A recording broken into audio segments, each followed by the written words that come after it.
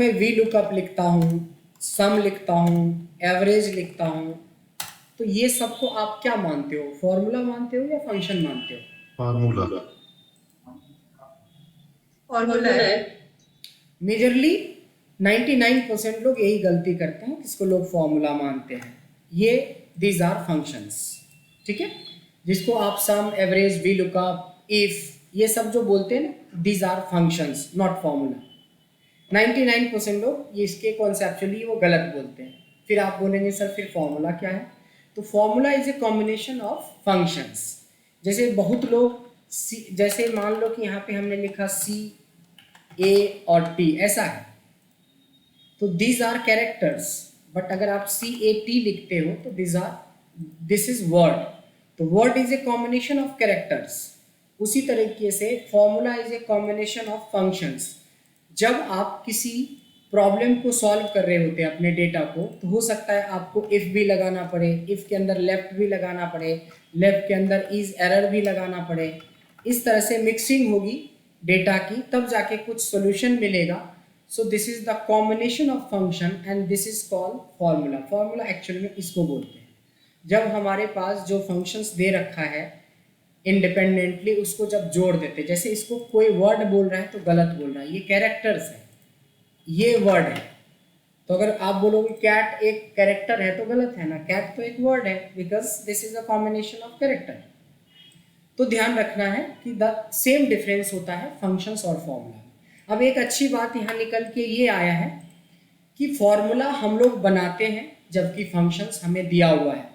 तो सबसे पहला प्रायोरिटी रहेगा हमें फंक्शंस के बारे में सीखना कि फंक्शंस क्या होता है, कितने तरीके के फंक्शंस होते हैं, कैसे फंक्शंस को अप्लाई किया जाता है, ब्रैकेट कब यूज करते हैं, वगैरह वगैरह। तो ये सारी चीज़ें बहुत ही बेसिक लेवल से हम लोग बात करेंगे और इसको सॉल्व करते हुए हम लोग एक एक करके पॉइंट को सॉल्व करेंगे। यहाँ पे सबसे पहले आप लोगों को बता दूं कि जब हम फंक्शन के बारे में बात करते हैं तो फंक्शंस को मेजरली हमने दो तरीके से बांट दिया है, या यूं कहें कि फंक्शंस आपको जो मिलेंगे वो दो कैटेगरी के फंक्शन मिलेंगे। फर्स्ट फंक्शन जो होता है उसको हम लोग बोलते हैं विदाउट रेफरेंस फंक्शन, और दूसरी जो कैटेगरी हमारी बनेगी उसका नाम है with reference functions. Without reference functions और विथ रेफरेंस फंक्शन, यानी हमने फंक्शंस को दो कैटेगरी में बांट दिया है, विदाउट रेफरेंस में और विथ रेफरेंस में। अच्छा, सबसे फर्स्ट डिफरेंस जो है इन दोनों के बीच में कि ये वाले फंक्शन बहुत कम होते हैं। ज़्यादातर जो फंक्शंस और फॉर्मूले होते हैं वो ये वाले होते हैं। अब ये क्या एक नया चक्कर आ गया कि ये कम होते हैं, ये ज़्यादा होते हैं, ये विदाउट होता है, ये विथ होता है। तो बड़ा सिंपल तरीके से आप समझ जाते हैं कि फंक्शन में विदाउट रेफरेंस क्यों बोलते हैं इसको और इससे क्या होता है। देखिए, विदाउट रेफरेंस फंक्शन की कैटेगरी में सिर्फ हमारे पास 6 फंक्शन है।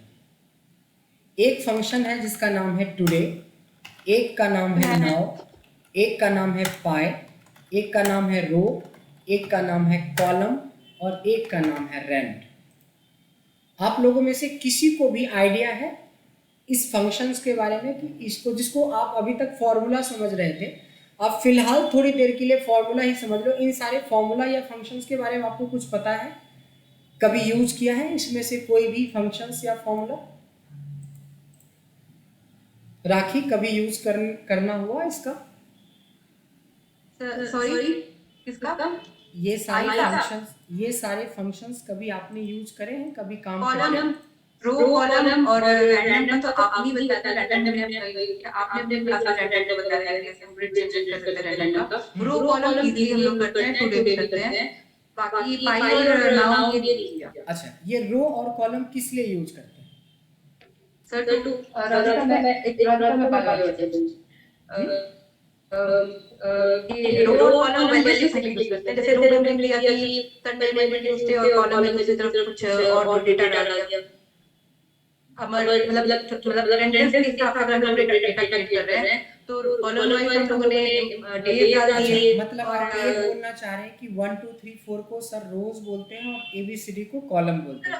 उस तरह से हम लोग मतलब वैल्यू इनपुट कर सकते हैं, नॉट 1 2 3 4 किसी एम्प्लॉय का नाम लिया और दूसरे कॉलम में हमने उसका डे बाय डे सपोज ऐसे रख हमने दिया।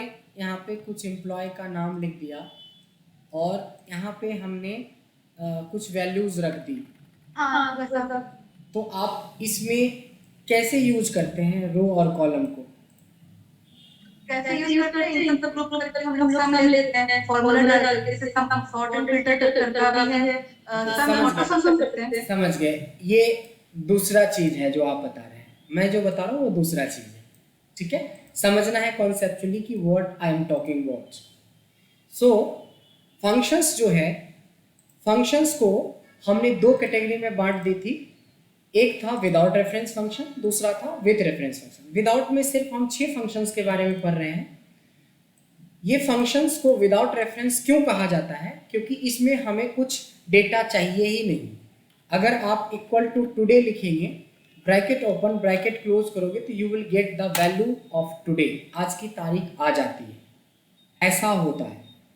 नाउ कहते हैं कि अगर हम इक्वल टू नाउ लिख के ब्रैकेट ओपन ब्रैकेट क्लोज कर देंगे तो अपने आप आपके पास डेट के साथ साथ करेंट डेट के साथ साथ करेंट टाइम भी आ जाता है। उसी तरीके से पाई करेंगे तो पाई मतलब 22/7 होता है, 22/7 होता है, जिसकी वैल्यू 3.14 होता है।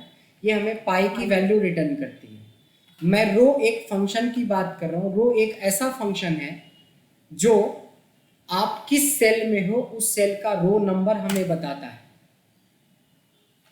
कॉलम एक ऐसा फंक्शन है जो हमें ये बताता है कि आप किस कॉलम में काम कर रहे हो। So you are working on the second column, so that is why you will get 2। Row का मतलब होता है करेंट सेल का रो नंबर। आप देखिए छठे रो पे काम कर रहे हो, यही सेम फंक्शन को यहाँ पे लगाएंगे तो देखेंगे कि रो ये 9 बताएगा। इसी चीज को अगर मैं यहाँ पे लिखूंगा तो ये हमें डी का मतलब 4 बताएगा। सो this is the difference between, समझना, जो थियोरेटिकली 1 2 3 को रोज बोलते हैं, एबीसीडी को कॉलम बोलते हैं, बट रो और कॉलम एक फंक्शन भी होता है। अच्छा, यही रो और कॉलम है जो हमारे वी लुकअप को डायनेमिक बना देता है।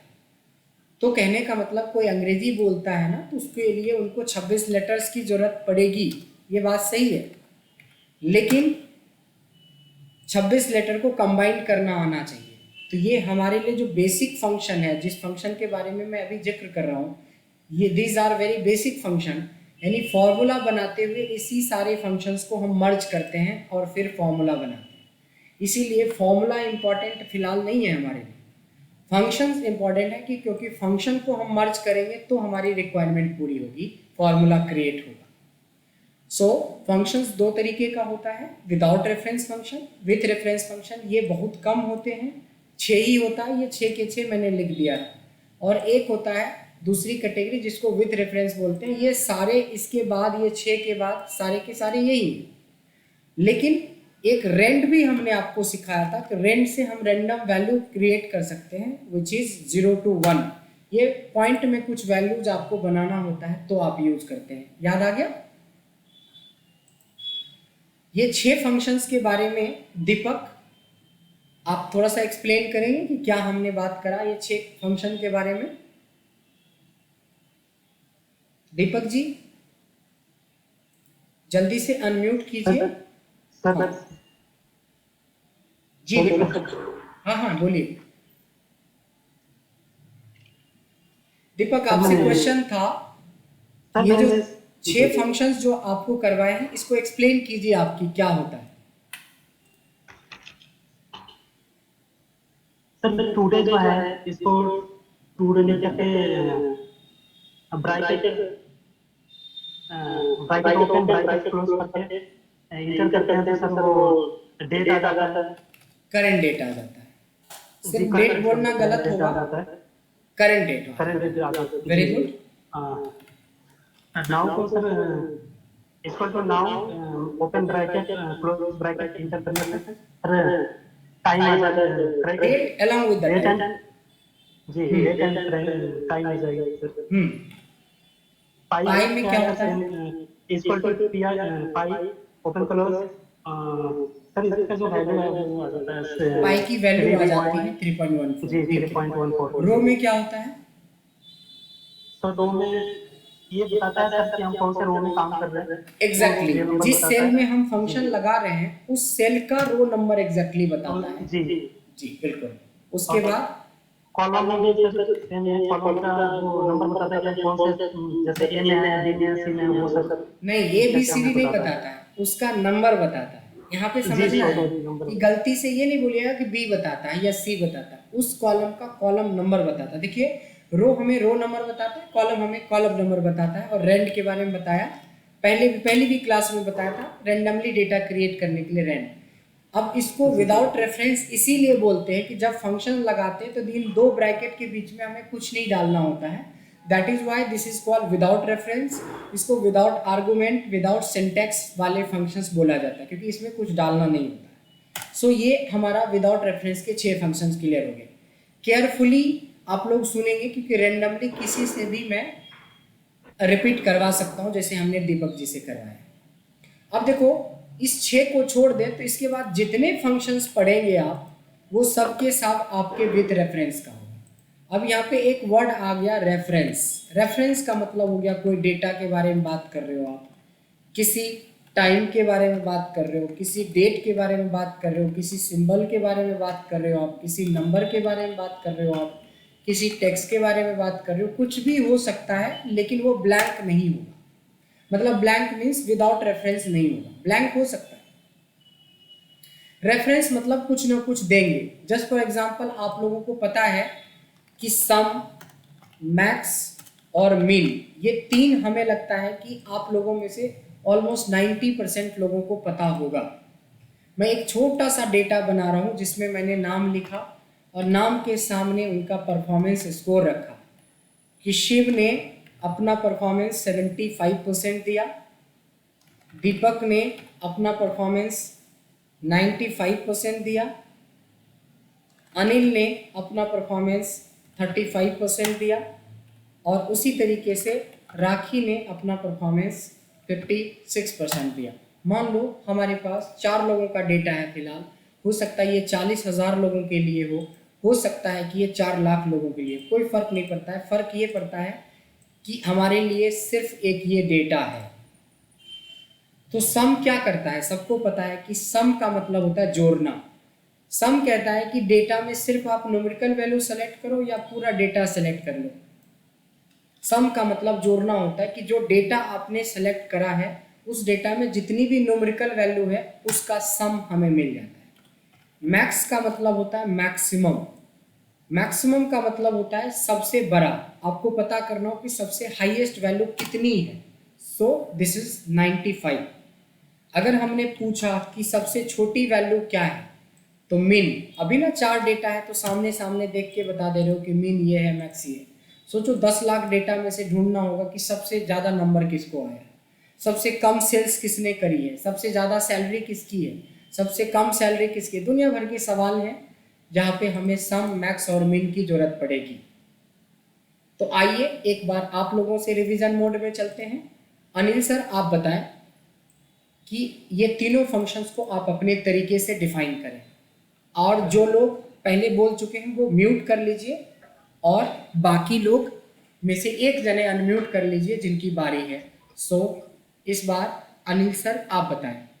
Sound sir ji. Okay thank you. जैसा कि अभी हमने पहले पढ़ा था कि जो फंक्शन है दो टाइप के होते हैं, तो विदाउट रेफरेंस फंक्शन जैसे भी अभी बताया था टुडे, नाउ, पाई, कॉलम, रैंडम, इस टाइप के थे। देन नेक्स्ट है विद रेफरेंस फंक्शन। इसके अलावा जो बचते हैं वो विद रेफरेंस डिफरेंट फंक्शन में आते हैं। अभी जो हम लोग जितना हमें नॉलेज सीखा है, सम, मैक्सिमम, मिनिमम, किसी एक डेटा शीट है उसमें कंपेयर करना या ऐड करना चीजों को, ये हम जानते हैं। अभी जैसे आपने टेबल ड्रा करी थी, इसमें कुछ मार्क्स दिए थे आपने, तो इसके साथ में हम फार्मूला फंक्शन लगा के इज इक्वल टू सम, पूरा सम कर सकते हैं इसमें है, फिर मिनिमम या मैक्सिमम इसमें से चेक कर सकते हैं एक तरीके से अपना। तो ये वेरी गुड मेरा नॉलेज है। वेरी गुड एक्सप्लेनेशन, शाबाश, वेरी गुड। सो हमने देखा कि कैसे हम सम से सम कर सकते हैं विद इन द डेटा, और सर ने बड़े अच्छे से एक्सप्लेन किया है कि किस तरीके से हमने इसको कैटेगराइज करके पढ़ा, ताकि ये सारे विदाउट वाले थे, इसमें कोई टेंशन है ही नहीं, क्योंकि इसमें आपको अपना दिमाग नहीं लगाना, ये तो ऐसा करेंगे तो ऐसा होगा, टुडे लिखोगे तो आज की ही तारीख आएगी। लेकिन इसमें तो हमें सम, तो किसका सम? तो मेरे डेटा का सम। डेटा छोटा भी हो सकता है, बड़ा भी हो सकता है, बहुत बड़ा हो सकता है, बट सम तो सम ही करता है। मैक्स उस रेंज में से हाईएस्ट वैल्यू निकालता है, मिन उस वैल्यू में से मिनिमम वैल्यू निकालता है। इसी तरीके से एक होता है एवरेज और एक होता है प्रोडक्ट। एवरेज का मतलब होता है एवरेज निकालना। एवरेज आपको पता करना है कि इन लोगों का एवरेज परफॉर्मेंस क्या है, क्योंकि किसी ने 35 भी करा है, किसी ने 95 भी करा है, तो एवरेज इसका 65 है। सपोज ये नाम नहीं हो कि ये चारों सब्जेक्ट्स होते आपके, यहाँ पे होता है फिजिक्स में इतना नंबर आया, केमिस्ट्री में इतना आया, मैथ में इतना आया और इंग्लिश में इतना आया, तो टोटल कितना आया? तो ये आया। सबसे ज़्यादा कितना आया? तो ये आया। सबसे कम कितना आया? तो ये आया। एवरेज क्या हुआ? तो ये हुआ। इसके बाद आ जाता है प्रोडक्ट। प्रोडक्ट का थोड़ा कम यूज होता है। प्रोडक्ट मतलब होता है गुना, मल्टीप्लिकेशन। सो आपस में सारे न्यूमेरिकल वैल्यू को मल्टीप्लाई किया जाए तो you will get the same value, this into this into this into this. तो this is called average and product. तो एवरेज और प्रोडक्ट के बारे में सूरज आप बताएं। एवरेज एंड प्रोडक्ट सबको एक्सप्लेन करना है और बेहतर एक्सप्लेन करना है। कमाल का एक्सप्लेन किया था अभी अनिल सर ने, मैं चाहता हूँ वैसे ही एक्सप्लेन करें। हेलो जी हाँ सर, किसी भी डाटा का एवरेज अगर मुझे निकालना है तो मैं एवरेज का फॉर्मूला लगा के उसका एवरेज आसानी से निकाल सकता हूँ सर। अब ऐसे ही प्रोडक्ट का है सर, अगर मुझे किसी एक प्रोडक्ट मेरे सामने है उसका मुझे इंटू करके निकालना है तो मैं उसको प्रोडक्ट का यूज करके इंटू करके निकाल सकता हूँ टोटल। बहुत अच्छा, बहुत अच्छा। कुछ हम और फंक्शंस के बारे में देख रहे हैं। एक फंक्शन है जिसका नाम है काउंट, एक का नाम है काउंट ए, एक का नाम है काउंट ब्लैंक, एक का नाम है रोज। देखिए एस लग गया, उस समय था रो, इस समय है रोज। एक का नाम है कॉलम्स। इस 5 फंक्शंस के बारे में किसी को थोड़ा बहुत आइडिया है? थोड़ा बहुत भी, 1%, 2%, एक फॉर्मूले, 2 फॉर्मूले, एक फंक्शन, 2 फंक्शन, किसी को कोई आइडिया है आप लोगों में से?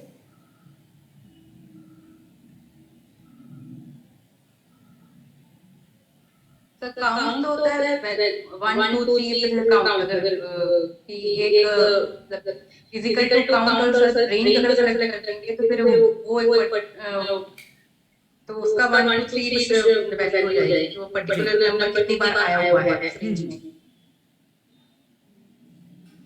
काउंट में क्या होगा? सर वैल्यू आएगी, number of times that particular age या जो भी चलिए वो मैं आपकी उस बात डेटा में रीड हो को, रहा है। हम आपकी डेटा आपकी बात को मानते हुए मैंने काउंट लगा के मैंने पूरी रेंज सेलेक्ट करी, तो what will be the answer?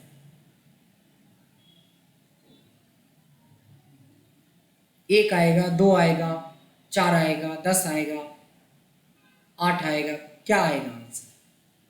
जो काउंट को आप एक्सप्लेन कर रहे हैं, तो काउंट का मतलब क्या समझते हैं? सर 10 होगा। नहीं, count means only count numerical value. Number exactly यही चीज़ें हमें समझाना था कि एक रेंज में से जितनी भी सेल है जो फीड है आपका न्यूमेरिकल वैल्यू, उस नंबर्स को काउंट करता है कि कितने सेल्स है, क्या लिखा है ये नहीं। अगर यहाँ पे 1 भी होता ना तब भी पर ये 4 ही होता। अगर 1 लाख भी डाल दे तब भी पर, क्योंकि वो नंबर को काउंट करता है ना कि वो आपका टेक्स्ट को काउंट करता है। सपोज यहाँ पे केमिस्ट्री लिखा ही नहीं है, इसको कोई फर्क नहीं पड़ेगा क्योंकि लिखा ही नहीं है, क्योंकि इससे कोई लेना देना है ही नहीं इसका। उसी तरीके से एक होता है काउंट ए। ए मतलब ऑल, चाहे वो नंबर हो चाहे टेक्स्ट हो, जो आंसर आपने बोला था वो ये है, बट एक्सेप्ट ब्लैंक। यहाँ पे भी हमें पहले 10 देता, अगर यहाँ पे बायो लिखा होता तो 10 देता आंसर, बट यहाँ पे कुछ है ही नहीं लिखा तो 9 देता है। हमें ये बताना पड़ेगा कि काउंट में सर एक रेंज में सिर्फ नंबर वाले सेल को काउंट करता है, जबकि काउंट ए सारे सेल्स को काउंट कर लेता है, whether they are number, text और इवन सिंबल। अगर यहाँ पे मैंने व्हाट करके भी छोड़ दिया तब भी पर ये काउंट कर लेगा। Except blank, all except blank we can say, हम लोग इसको बोल सकते हैं कि सबको काउंट करता है ब्लैंक को छोड़ के। इसमें बोल सकते हैं ओनली नंबर वाले सेल को काउंट करता है। ये बताने की जरूरत भी नहीं पड़ती है क्योंकि इसका नाम ही है काउंट ब्लैंक। कहता है कि आपने जो सेल सेलेक्ट कर रखी है, जो रेंज सेलेक्ट कर रखी है, उस रेंज में कितने ऐसे सेल हैं जो खाली है। सिर्फ एक ही सेल है जो हमारा खाली है फिलहाल। अगर मैं 25 को भी खाली कर दूं तो देखिए 1 का 2 हो गया, टोटल नंबर 4 से 3 हो गया, वैल्यूज कम हो चुकी, अब 8 बचा। अब आती है रोज की बारी कि जो डेटा यहाँ पे, ये ऐसा नहीं है विदाउट रेफरेंस नहीं है कि आप आंसर निकालोगे, एरर ही आ जाएगा। आप इसको एरे चाहिए, एरे का मतलब डेटा चाहिए कि पूरे डेटा में कितने रोज हैं, 1 2 3 4 5 रोज हैं। सेम उसी तरह से कितने कॉलम्स हैं इस डेटा में। ये तो फिलहाल छोटा डेटा है, आपने तुरंत बता दिया कि इसमें 2 कॉलम्स हैं और 5 रोज हैं। सोचें कि जब आप बड़े बड़े डेटा पे काम करेंगे, मान लो जयपुर से हमारे पास 25,000 डेटा आ रहा है रोज, कहीं 15,000 डेटा पुणे से आ रहा है, 14,566 डेटा आपको लखनऊ से आ रहा है, तो आप उस डेटा को एक्चुअल रोज और कॉलम फंक्शंस लगा के पता कर सकते हैं कि एक्चुअली कितना डेटा आ रहा है। तो काउंट है, काउंट ए है, काउंट ब्लैंक है, रोज है, कॉलम्स है। ये 5 ऐसे फंक्शंस हैं जहाँ पे हम काउंटिंग करने का काम कर रहे हैं फिलहाल। काउंट इफ वगैरह में बाद में जाएंगे, पहले इस छोटे छोटे चीज़ों को समझना है। और मैं चाहूँगा इस बार त्रिभुवन आप इसको बताएं, इस 5 फंक्शंस को।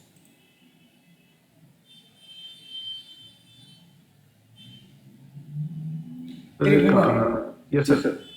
सर ये जो काउंट वाला फॉर्मूला, ये भी आपने जो अभी हमको फंक्शंस बता रहे थे, सॉरी फॉर्मूला बोल रहे थे जी, जो अभी आप बता रहे हैं फंक्शन। अभी आप, हाँ अभी आपने बताया था काउंट, काउंटर, काउंट ब्लैंक और रोज एंड कॉलम्स। तो ये जो पर्टिकुलर जो भी सेट डेटा है हमारे पास में से, उस सेट डेटा के अंदर अगर मेरे को ये निकालना है कि उसके अंदर न्यूमेरिकल फिगर्स कितने बनते हैं, देन वो मैं काउंट का फॉर्मूला इक्वल करके वो काउंट के ऊपर वाला लगाना है। और उसके अंदर काउंट कितना मतलब न्यूमेरिकल टैक्ट जो भी है वो उसमें कितना है, कितने टोटल कितना है वो आ जाएगा सर उसमें काउंट ब्लैंक, देन वो ब्लैंक आ ही जाएगा। बहुत बढ़िया। एंड देन आपने बताया था रोज, तो टोटल पर्टिकुलर सेट डेटा के अंदर रोज कितना है, अगर वो मेरे को काउंट करना है या वो मेरे को किसी को बताना है कि टोटल कितने रोज हैं इसके अंदर, देन वो रोज का फॉर्मूला है। एंड सेम उसी तरीके से सर एक कॉलम का फॉर्मूला है कि टोटल कॉलम कितने हैं उस पर्टिकुलर डेटा में, हम उसको जान सकते हैं। एक काउंट ब्लैंक भी है सर बीच में। जी सर, ये काउंट ब्लैंक पर्टिकुलर उस डेटा के अंदर कोई जो बीच बीच में कुछ डेटा छूट जाते हैं जी, तो वो सर आ एग्जैक्टली जाएगा। इसकी सर यही सर मैं ठीक कहना चाहता हूँ, जैसे कई बार क्या होता है, कई बार तो फिगर आते ही नहीं है उसके अंदर, मतलब कोई चिन्ह लगा देते हैं, तो वो तो काउंट तो खैर उसके अंदर आ जाएगा, लेकिन पर्टिकुलर वो फिगर नहीं बता पाएगा। मतलब अगर ब्लैंक है तो वही ब्लैंक बताएगा, नहीं तो फिर वो पूरा बताएगा उसको। एग्जैक्टली कोई सिंबल डाल दिया किसी ने ब्लैंक नहीं छोड़ा है प्रॉपरली, तभी पर वो काउंट कर लेता है। तो count blank exactly blank cell को ही काउंट करता है। एग्जैक्ट, वेरी गुड, बहुत बढ़िया एक्सप्लेनेशन। चलिए थोड़ा और हम लोग आगे बढ़ते हैं। अच्छा, हमने देखा कि कितना स्मूथली जा रहे हैं और हमारे 16 फंक्शंस हो गए। अब मैं कुछ और फंक्शंस के बारे में जिक्र कर रहा हूँ, बहुत बेसिक बिल्कुल बेसिक लेके चल रहे हैं, बट याद रखेंगे इसी बेसिक से फॉर्मूले क्रिएट करेंगे जब हम बड़ी बड़ी एनालिसिस करेंगे, वहाँ पे आपको ये सारे याद होने चाहिए। एक फंक्शन होता है जिसका नाम है अपर, एक का नाम है लोअर, एक का नाम है प्रॉपर। ये 3 ऐसे फंक्शन हैं जो नंबर पे नहीं काम करता, ये टेक्स्ट के ऊपर काम करता है। जैसे हमने गलती से मिस्टर ऐसा लिख दिया, त्रिभुवन में इस तरह से नाम लिख दी, इस तरह से कुछ हमने नाम लिख दी। अब इसमें जो भी स्पेल हो उस टेक्स्ट का, बट ये पैटर्न बिल्कुल भी गलत है। कहीं बीच में कैपिटल आ गया, कहीं स्मॉल आ गया, जहाँ कैपिटल होना चाहिए स्मॉल हो गया, जहाँ स्मॉल होना चाहिए कैपिटल हो गया, कुछ से कुछ। कहते हैं कि ऐसा भी डेटा कभी कभी बाय मिस्टेक टाइपिंग में आ जाती है। ऐसे केस में अपर एक ऐसा फंक्शन है जो किसी भी टेक्स्ट को, नंबर पे कोई असर नहीं होता, किसी भी टेक्स्ट को कंप्लीटली कैपिटल लेटर में कन्वर्ट करता है। लोअर इसी चीज को स्मॉल लेटर में कन्वर्ट करता है। और प्रॉपर एक फंक्शन होता है जो हमें हर एक वर्ड का पहला लेटर कैपिटल में करके दे देता है, जो सबसे सही माना जाता है।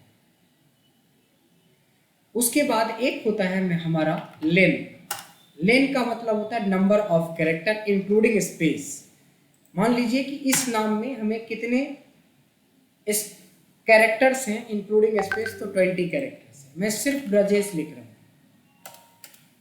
सिर्फ ब्रजेश लिख रहा हूँ और मैं बोल रहा हूँ equals two lane of this, तो देखेंगे कि 7 आ रहा है, लेकिन बी के लिख दिया तो इक्वल्स टू लेन में बी के में क्या आंसर आना चाहिए?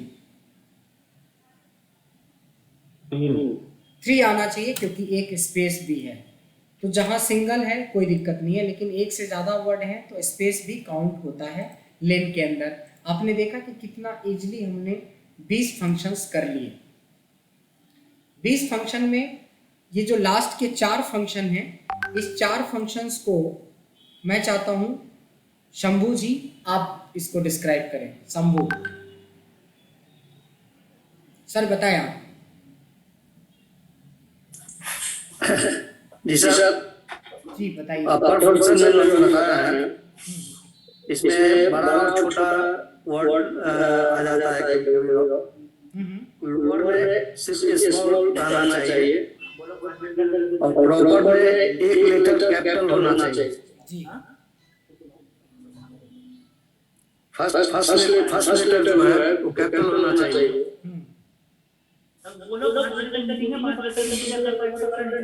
और लेन में क्या होता है?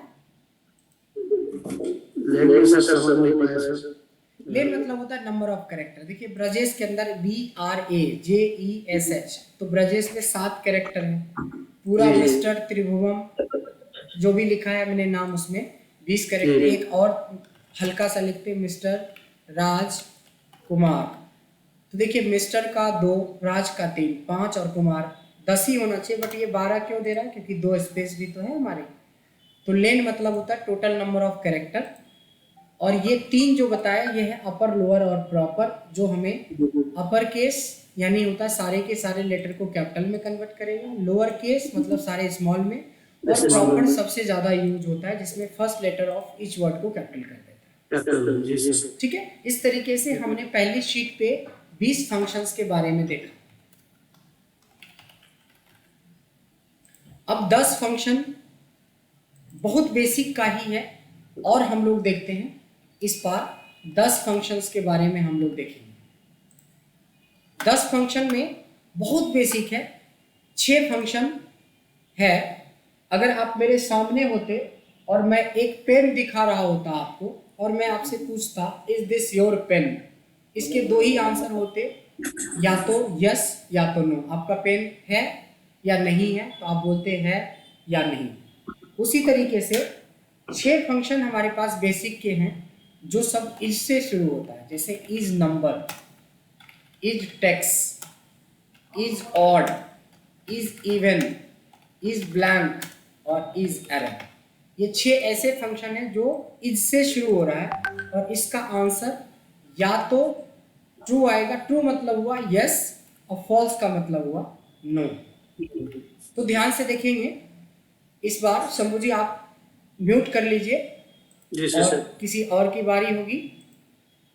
मुनील सर आप अपना अनम्यूट कर लीजिए।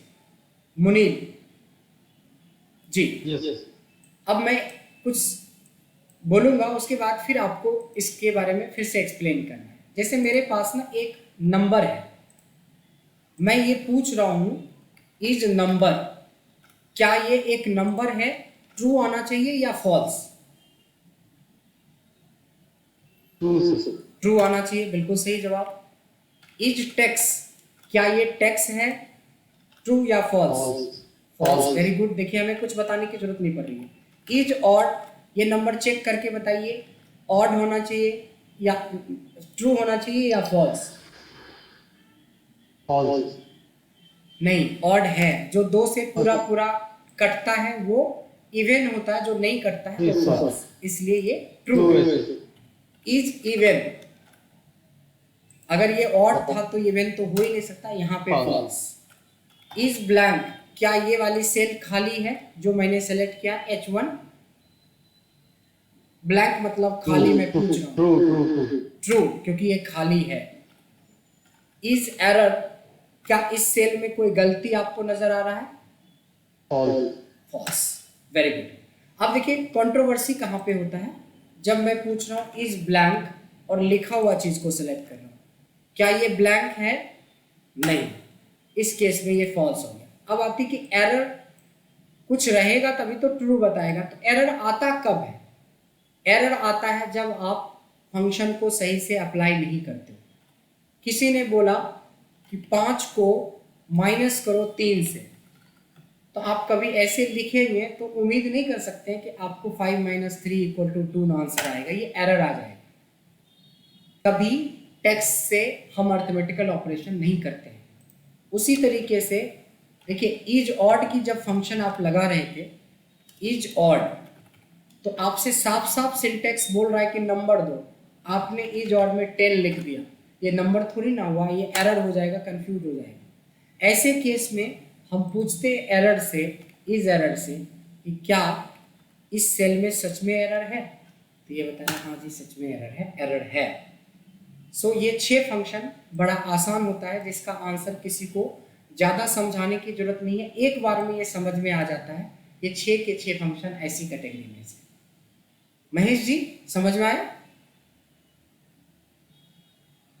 महेश नौटियाल एक हमारे संगीतकार हैं बहुत बड़े, नौटियाल, और एक महेश सर हैं। महेश सर बताइए, कम से कम गाना नहीं गाए तो कम से कम अनम्यूट तो कर लीजिए। इन्हीं के गाँव से आते हैं, हाँ इन्हीं के यहाँ से आते हैं, इतना कंट्री करवा देंगे, इन्हीं के यहाँ से आते हैं। हाँ महेश, आप म्यूट पे हैं, आप अनम्यूट कर पा रहे हैं? कर पाएंगे? नहीं शायद कर पा रहे हैं, या सीट पे नहीं होंगे, जो भी हो। जैशन आप इस 6 फंक्शंस को, यस महेश जी आ गए वापस। यस महेश, आप इसको एक बार एक्सप्लेन करें। जी सर। इस 6 फंक्शन को आप एक्सप्लेन कीजिए कि हमने क्या डिस्कस किया।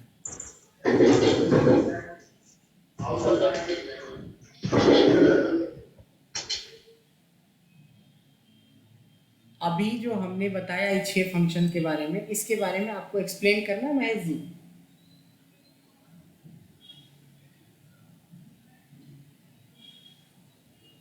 एक है जैसन, जैसन आप इसको एक्सप्लेन करेंगे प्लीज। तो इसमें इस नंबर में जैसे कि 75 जो नंबर है, तो उसमें अगर फंक्शन लगाएंगे तो ट्रू और फॉल्स दिखेंगे, तो नंबर है तो ट्रू दिखाएगा आपको। जी, और इस टेक्स्ट में फॉल्स दिखा रहा है क्योंकि ये नंबर है, तो ये टेक्स्ट होता तो ये ट्रू दिखा रहा है। एग्जैक्टली जो हमारा इस नंबर का था उसी का अपोजिट हो गया ये, ठीक है, बिल्कुल सही। नेक्स्ट। हाँ सर, और ये सर ये 75 जो है, ये अपना जो है ये बताइए सर, अभी कोई वहाँ था हल्ला और तीसरे में म्यूट कर दिया था सर। कोई नहीं, आप म्यूट कर ही लीजिए महेश जी, म्यूट कर लीजिए। अब आपकी बारी खत्म हो गई, फिर आएगा तब कीजिए। तो 75 नंबर जो है और नंबर है, इसलिए ट्रू दिखा रहा है। अगर ये और नहीं होता तो ये फॉल्स दिखाता। Very good. नेक्स्ट। और इवन में भी सेम ऐसे ही है सर, ये नंबर जो है और नंबर इसीलिए यहाँ पर फॉल्स दिखा रहा है जी।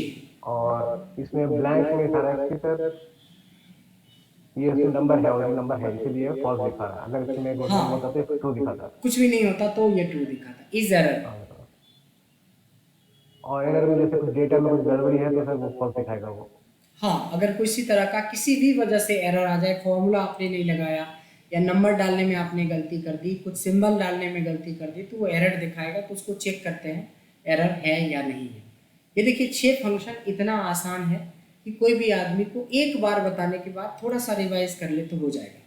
एक और फंक्शन है जिसका आंसर होता है ट्रू और फॉल्स में आंसर, बट ये इज से शुरू नहीं होता है। कहते हैं कि एग्जैक्ट का मतलब होता है to compare two values whether they are same और नॉट। मैंने यहाँ पे लिखा महेश और यहाँ पे लिखा मुनील, तो ये दोनों तो सेम है नहीं, तो मैं लगाऊंगा फंक्शन EXACT एग्जैक्ट। तो देखिए टेक्स्ट 1 मांग रहा है, फिर कॉमा डालने से टेक्स्ट 2 मांग रहा है, ये फॉल्स बताएगा। लेकिन दोनों को अगर महज कर दिया जाए तो ट्रू हो जाएगा। अगर दोनों को नंबर करते हैं तो भी देखिए ट्रू बता देगा। दोनों को सिंबल कर दें और सेम सिंबल कर दें, एट द रेट कभी डॉलर के बराबर नहीं हो सकता, देखिए फॉल्स, लेकिन एट द रेट तो एट द रेट के बराबर हो सकता है, तो ट्रू। सो एग्जैक्ट में क्या होता है कि basically to compare two values whether they are same और not. If you will get same value in two cells, so you will get true, otherwise false. किसी को कोई डाउट इस 7 फंक्शन के अंदर? अर्जुन जी, अगर वीडियो मोड में ही तो खाली बाल क्यों दिखाते, पूरा चेहरा दिखाइए। सर पूरा नजर फेस नजर नहीं आ रहा। अब आया, हमने तो पता ही नहीं चला, सिर्फ बाल नजर आ रहा था। चलिए अर्जुन सर, आपको सब चीज समझ में आ रहा है? जितनी भी चीजें अभी हमने डिस्कस करी मेजरली बेसिक, बहुत बेसिक है। ऐसे ही हमारे लगभग 60-70 फंक्शन हैं जो बेसिक और इंटरमीडिएट की कैटेगरी में आता है। आइए कुछ और बेसिक फंक्शन के बारे में हम लोग जिक्र करते हैं। देखिए 3 फंक्शन के बारे में हम लोग यहाँ पे जिक्र करेंगे, बिल्कुल बेसिक फंक्शन की कैटेगरी में आता है और हमें काम का भी चीज है। एक फंक्शन है जिसका नाम है ट्रिम, एक फंक्शन है जिसका नाम है रोमन, और एक फंक्शन है जिसका नाम है रिपीट।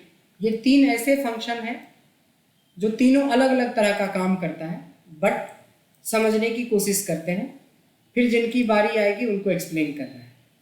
सो ट्रिम का मतलब होता है ट्रिमिंग करना।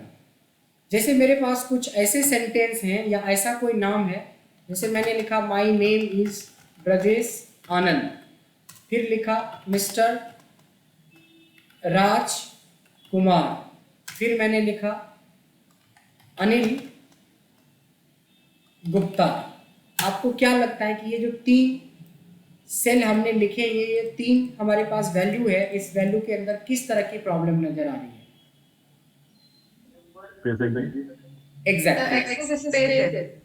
एग्जैक्टली एक्स्ट्रा स्पेस है। एक्स्ट्रा स्पेस 2 वर्ड के बीच में भी आ सकता है, हो सकता है कि आगे किसी ने डाल रखा हो सकता है किसी ने पीछे भी डाल रखा है 2-4।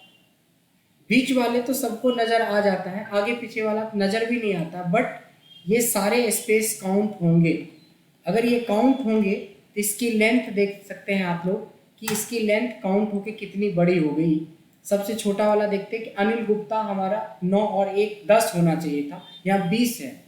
अननेसेसरी 10 स्पेस है, एक स्पेस तो हमें ओरिजिनल में चाहिए क्योंकि अनिल और गुप्ता तभी अलग हो पाए, लेकिन अननेसेसरी 10 स्पेस और भी। So how we can correct this? अब एक एक के पीछे जाके तो आप डिलीट करना नहीं चाहोगे क्योंकि आपके पास 5 लाख डेटा है। 5 लाख डेटा में तो आपको 1 महीने तो सबका स्पेस ढूंढने में लग जाएगा कि कहाँ डबल है कहाँ ट्रिपल है। सीधा आंख बंद करके एक फंक्शन है हमारे पास, अभी तक जितना पढ़े हैं सबसे इंपॉर्टेंट होता है बड़े डेटा पे काम करने के लिए, दैट इज ट्रिम।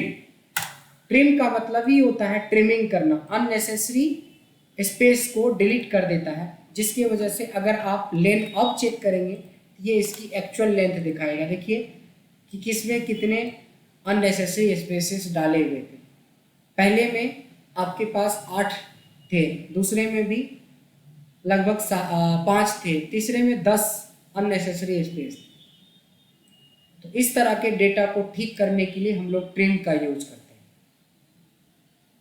ट्रिम के बाद जो रोमन है और रिपीट है, ये दोनों आसान है, रोमन और रिपीट। रोमन कहता है कि कई बार हम लोग कुछ नंबर्स लिखते हैं, सिंपल इसमें कुछ है ही नहीं, इक्वल्स टू रोमन कर देंगे, इसको रोमन में कन्वर्ट कर देता है। नॉर्मली डेटा में हम बुलेट्स पॉइंट बनाने के लिए रोमन का यूज करते हैं। रोमन मतलब हुआ 5 को आप ऐसे लिखते हो, 9 को आप ऐसे लिखते हो, 12th को आप ऐसे लिखते हो, 11th को आप ऐसे लिखते हो। लेकिन यहाँ पे एक लिमिटेशन है जो आपको याद रखना है, 1 to 3990। किसी ने अपनी वैल्यू को माइनस में डाल के रोमन करने की कोशिश करेगा तो एरर आ जाएगा, किसी ने 3999 से ज़्यादा कर रखा है तो एरर आ जाएगा।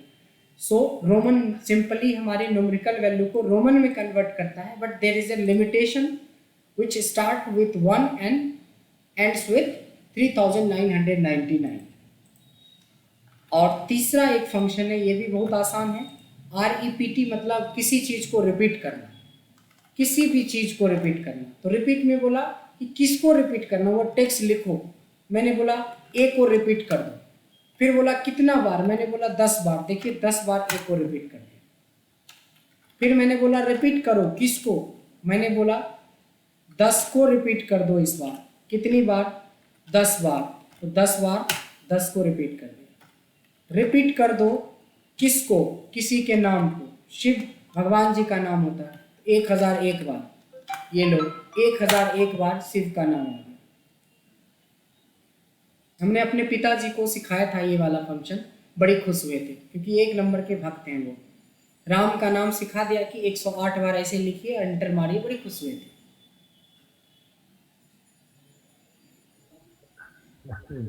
क्लियर है? तो एक बार अर्जुन सर आपकी ही बारी है, इस 3 फंक्शन के बारे में, 3 नहीं 4 फंक्शन के बारे में, एग्जैक्ट, ट्रिम, रोमन और रिपीट, इसको आपको सर बताना है, एक्सप्लेन करना बहुत प्यार से, बहुत अच्छे से, पूरा अच्छे से। आपकी म्यूट है सर, पहले तो अनम्यूट कर लीजिए प्लीज। सर म्यूट है, यस। सर एग्जैक्ट में हमें दो जो इंफॉर्मेशन है वो सेम है कि नहीं है, उसके लिए फॉर्मूला एग्जैक्ट वाला लगाएंगे। तो उसमें यदि सेम है तो तुम बताइएगा, अदरवाइज फॉल्स हो जाएगा। वेरी गुड, कमाल। ट्रिम करना है तो सर किसी भी फिगर या जो इंफॉर्मेशन है, वर्ड है, उनके पीछे कोई स्पेस है या इनके बीच में स्पेस है तो उसको डिलीट करने के लिए ट्रिम का फॉर्मूला लगाएंगे। स्पेस वर्ड नहीं बोल के सर हम बोल सकते हैं अनवांटेड स्पेस या एक्स्ट्रा स्पेस, क्योंकि स्पेस हटा देगा तो फिर अनिल और गुप्ता कुछ ऐसा दिखेगा तो भी मुश्किल हो जाएगा, यानी अननेसेसरी स्पेस बोलेंगे। एक तो स्पेस हमें जरूरी है ताकि हमें 2 वर्ड को सेपरेट करें, तो अननेसेसरी या unwanted space. Yes, very good. Next sir जो रोमन है तो उसको जो अपने ये फॉर्मूला लगाएंगे तो जो भी अपने जो नॉर्मल डिजिट है उसको रोमन में कन्वर्ट करना है, लेकिन इसमें लिमिटेशन है कि 1 से लेकर 3999 तक ही हम कर सकते हैं, माइनस में नहीं जा सकते, इससे अबव नहीं जाएंगे, अदरवाइज उसमें एरर आ जाएगा। शाबाश सर, एक बार आखिरी बार रिपीट के लिए सर फॉर्मूला लगाएंगे तो किसी भी नंबर को या लेटर को, किस लेटर को रिपीट करना है उसको इन कॉमा लगाएंगे एंड कितनी बार रिपीट करना है वो नंबर लिख के उसको ब्रैकेट क्लोज कर देंगे और रिपीट करेंगे। हमने देखिए 20 इधर और 10 इधर, 30 फंक्शन हम लोग कर चुके हैं। अब एक 10 फंक्शन और हम लोग करेंगे, 10 फंक्शन और कर रहे हैं। अभी तक मैं जितना पढ़ा सबसे आसान वाला बता रहा हूं। अब 10, ये जो 10 के 10 हैं ये सारे डेट और टाइम से रिलेटेड है, डेट एंड टाइम से रिलेटेड है, बट केयरफुली देखेंगे क्योंकि जितना जो आसान लगता है उसका यूज भी उतना ही ज़्यादा होता है। जैसे ही हम इस फंक्शन को फिनिश करके दूसरा सेक्शन शुरू करेंगे फिर देखेंगे कि ये कमाल का चीज़ है जो अब हम डिस्कस करने वाले हैं। इसमें हम डेट और टाइम के बारे में बात कर रहे हैं। डेट और टाइम में क्या होता है कि 2 फंक्शंस तो आप ऑलरेडी पहले भी पढ़ चुके हैं, वो बेसिक में टुडे और नाउ, और इन दोनों के बारे में हमने बताया था कि ये विदाउट है, इसमें हमें कुछ करना नहीं पड़ता है। नाउ में हमें पूरा का पूरा, टुडे में हमें डेट आ जाती है और नाउ में हमें डेट के साथ टाइम आ जाता है। ये दोनों भी फंक्शन आपके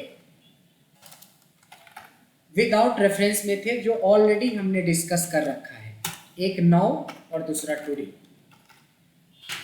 इन 2 के बाद मैं 8 फंक्शन का नाम लिख रहा हूं, यहाँ पे थोड़ा केयरफुली देखेंगे। एक फंक्शन है जो बहुत इंपॉर्टेंट है, डे है। एक फंक्शन है जिसका नाम है मंथ, एक फंक्शन है जिसका नाम है ईयर, एक फंक्शन है जिसका नाम है आवर, एक फंक्शन है जिसका नाम है मिनट, एक फंक्शन है जिसका नाम है सेकेंड, एक फंक्शन है जिसका नाम है वीक, नम, एक फंक्शन है जिसका नाम है वीक डे। कमाल की बात है कि 8 फंक्शन हमसे एक ही चीज़ मांगता है। देखिए अगर मंथ करोगे तो भी ये सीरियल नंबर मांगता है, देखेंगे यहाँ पे सिंटैक्स में सीरियल नंबर मांगता है। अगर मैं मिनट निकालना चाहूँ तो भी हमें सीरियल नंबर ही मांगता है। अगर मैं वीक नम करता हूँ तो भी हमें सीरियल नंबर मांगता है। तो ये सीरियल नंबर जैसे ही समझ में आ गया कि ये सीरियल नंबर क्या है, वैसे ही आपके 8 फंक्शन 8 सेकेंड में खत्म। अब समझ लेते हैं कि ये सीरियल नंबर जो आपको मांग रहा है, वो सीरियल नंबर का मतलब होता है डेट एंड टाइम फंक्शन के अंदर एनी डेट और टाइम।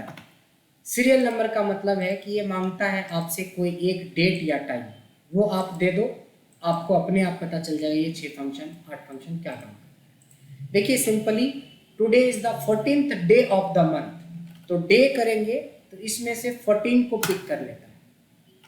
अगर हम मंथ करते हैं तो एक पूरी डेट में से मंथ वाला पार्ट निकाल के हमें दे देता है। ईयर करते हैं तो हमें इस वाले में से ईयर निकाल के दे देता है। आर करते हैं तो इस वाले में से हमें आर निकाल के दे देता है। मिनट करते हैं तो इस वाले में से मिनट निकाल के दे देगा। सेकेंड करते हैं तो इस वाले में से सेकेंड निकाल के दे देगा। वीक नम करेंगे तो जो आंसर देगा वो 38 क्या है, पूरे साल में 52 वीक्स होते हैं। वैसे 52 भी हो सकते हैं, 53 भी हो सकते हैं, 54 भी हो सकते हैं, लेकिन हम लोग नॉर्मली हमसे पूछा जाता है कि साल में कितने वीक होते हैं, तो हम लोग बताते हैं 52 वीक्स। उसमें से 37 वीक आप क्रॉस कर चुके हैं, यू आर इन 38 वीक, साल का ये 38वां वीक चल रहा है। सेम उसी तरीके से आज आपको पता करना है कि आज कौन सा दिन है। वैसे तो आज के बारे में हमें पता है कि आज वेडनेसडे है। आप क्या करोगे, वीक डे करोगे और यहाँ से डेट सेलेक्ट कर देते हो, तो ये 4 बताता है, क्योंकि 1 का मतलब संडे होता है, 2 का मतलब मंडे होता है, 3 का मतलब समझ ही गए, 4 का मतलब आपके सामने है। अब बड़ी इंटरेस्टिंग चीज़ यहाँ पे मिल गया हमें कि ये 8 के 8 ऐसे फंक्शन है जो डेट एंड टाइम को ही सेग्रीगेट करके ये बन रहा है। अब जैसे मैं यहाँ पे शिव जी, शिव शुक्ला,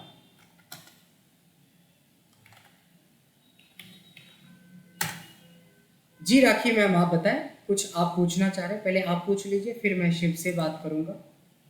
आपने ये जो वीक जो दिया है ना, ये आपने 38 वीक है, that is from start of January. Yes, अगर इसको हम लोग फाइनेंशियल के हिसाब से करना चाहें, फाइनेंशियल के हिसाब से हमें फॉर्मूले बनाने पड़ेंगे। फाइनेंशियल के हिसाब से, चूंकि जो हमारा जो माइक्रोसॉफ्ट है, माइक्रोसॉफ्ट के हिसाब से जैन से ही चलता है, लेकिन अगर आप उस तरीके से बनाएंगे तो वो भी बन जाएगा, बहुत ईजी बन जाएगा। अभी इस ब्रेक के बाद उस पर भी हम लोग डिस्कस कर लेंगे कि कैसे बनाएंगे। ओके, फिलहाल राखी मैम आप अपना डेट ऑफ बर्थ बताइएगा, ओरिजिनल। आज पोल खुलेगा। राखी मैम डेट ऑफ बर्थ। कहा जाता है कि फीमेल से डेट ऑफ बर्थ नहीं पूछते और मेल से उसकी सैलरी नहीं पूछते, बट मैं दोनों चीज पूछूंगा। राखी मैम आपका डेट ऑफ बर्थ।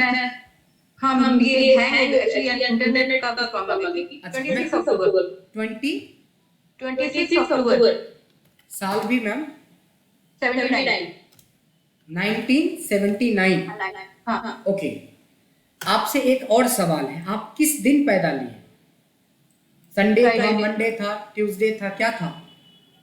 फ्राइडे था शायद। शायद ना, अभी कंफर्म करते, इसीलिए बोला ओरिजिनल देने के लिए। हम क्या लगाएंगे, weekday of this, so we can find, yes you are absolutely correct, बिल्कुल फ्राइडे था, 6 मतलब फ्राइडे है। ओके, शिव जी एक क्रॉस चेक और कर लेते हैं। शिव आप बताएं अपना डेट ऑफ बर्थ। शिव जी आप तक आवाज जा रही है तो माइक लगाएं और आप अपना डेट ऑफ बर्थ बताएं।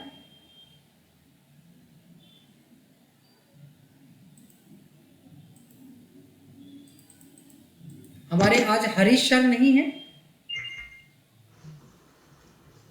राखी मैम हरीश सर हैं? नहीं है। अरे अभी म्यूट करके बोल रहा हूँ क्या? अच्छा, शिव जी आप अपना डेट ऑफ बर्थ बताएं। 1/7/86 नहीं 1 जुलाई क्या है, पूरा बताएं, अभी भी आपकी आवाज क्लियर नहीं आ रही है, बताएं।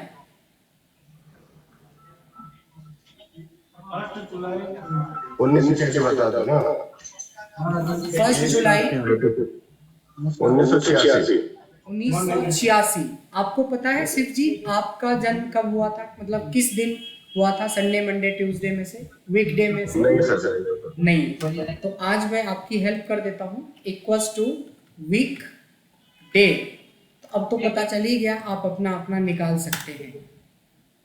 कोई जरूरी थोड़ी है कि डेट ऑफ बर्थ ही निकालें, है ना? जी। अर्जुन सर आपकी शादी कब हुई थी? सर 17 मार्च 2002। मार्च 2002। तो सर की शादी जो हुई थी संडे वाले दिन हुई थी, पूरा पूरा रिलैक्स वाले दिन। Everything we can find. हमें कोई प्रोजेक्ट मिला था तो कब मिला था? आपने कार खरीदी थी, कौन सा डे था? सो this is very interesting. So use कर सकते हैं आप किसी पर्टिकुलर डेट के साथ और इसको फाइंड आउट कर सकते हैं। मिस्टर कुमार म्यूट कीजिए। इतना आप लोगों को पता होना चाहिए कि जब आप अनम्यूट करते हैं तो आपके बैकग्राउंड से बहुत ही ज़्यादा साउंड आता है, तो इस चीज़ का ध्यान खुद रखेंगे। तो ये इस तरीके से हमने देखा कि किसी भी डेट, हमारा देश जो आज़ाद हुआ था वो 15 अगस्त 1947 को हुआ था। उस दिन भी फ्राइडे था। ये देखिए फ्राइडे निकल गया। राखी मैम का बर्थडे भी फ्राइडे के दिन था। मेरा भी बर्थडे फ्राइडे को ही है। मैं राखी मैम से कितना छोटा हूँ अभी आपको पता चलेगा। 1984 फ्राइडे, इसीलिए हमें ये सारी चीजें याद है। क्लियर हो गया? इस तरीके से हम लोग फाइंड आउट कर सकते हैं कि क्या है, कैसे इस चीज को अप्लाई कर सकते हैं।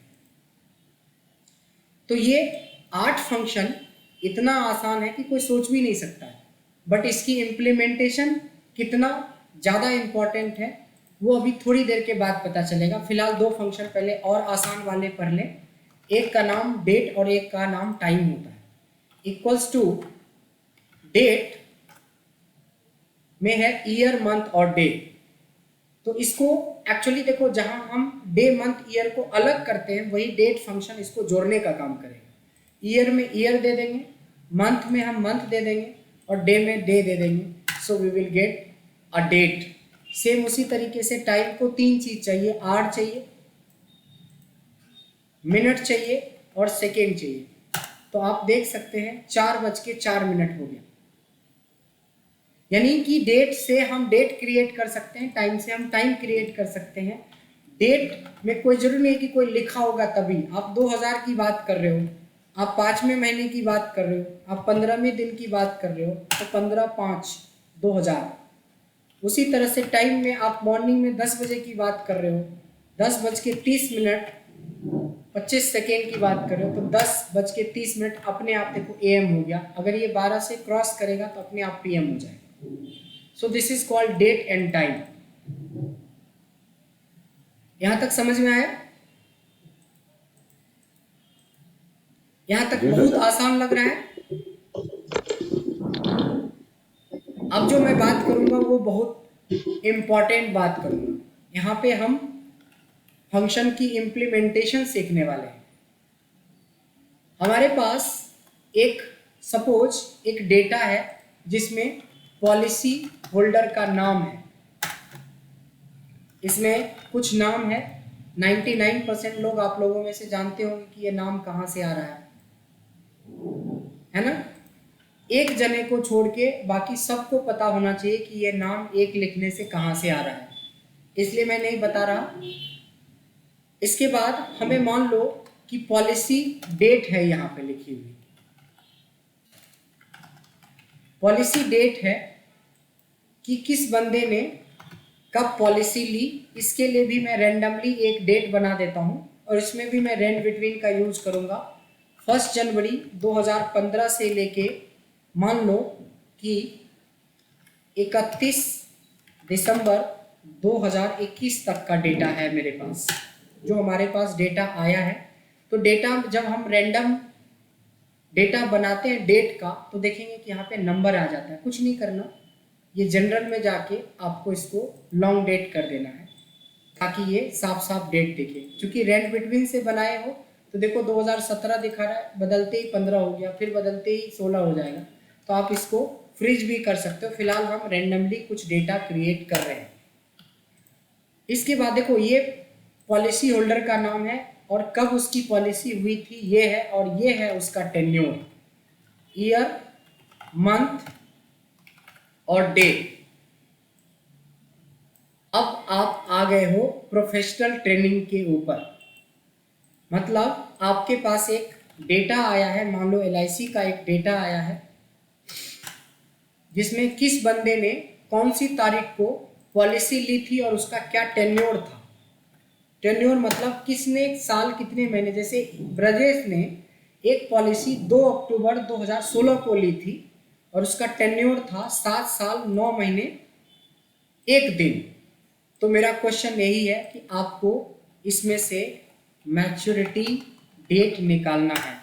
फिर से ये बहुत इंटरेस्टिंग सवाल आपसे मैं कर दिया। मैं थोड़ा आसान कर रहा हूँ कि आज के दिन, ध्यान से देखेंगे, आज के दिन मैंने एक पॉलिसी ली है जो पॉलिसी 1 साल 1 महीने और 1 दिन में मैच्योर हो जाएगा।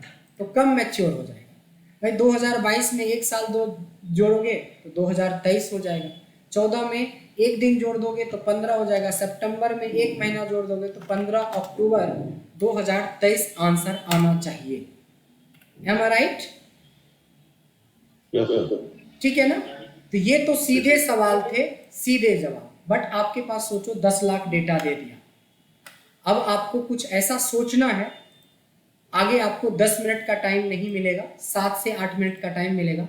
खूब आराम से सोचिए कि ऐसा क्या करें यहाँ पे जिससे कि हम ड्रैग करें तो सबका आंसर मेरे को मिल जाए। मतलब एक फॉर्मूला क्रिएट करना है जिससे हमें मैच्योरिटी डेट मिल जाए। बेशक आप यहाँ से सलमान से शुरू करें। एग्जाम्पल के लिए फिर से रिपीट कर देता हूँ कि सलमान ने एक पॉलिसी ली थी 2019 में 18 मार्च को, 3 साल 7 महीने 9 दिन का। तो कब इसका मैच्योरिटी पूरा हो जाएगा? उसी तरह से आनंद ने ली थी। हर एक बंदे अलग अलग, पॉलिसी डेट अलग अलग, टेन्योर अलग अलग, बट आपके साथ समस्या है इसकी मैच्योरिटी डेट निकालना। तो सारे लोग अभी जो मैं 5 मिनट का ब्रेक लूँगा, ब्रेक के बाद इसके आंसर पे आएंगे। बट आप लोग थोड़ी R&D करो, क्योंकि आप लोग जब किसी से प्रोजेक्ट लेते हो तो उसका एक टेन्योर होता है कि इतने दिन में हम प्रोजेक्ट पूरा करके देंगे।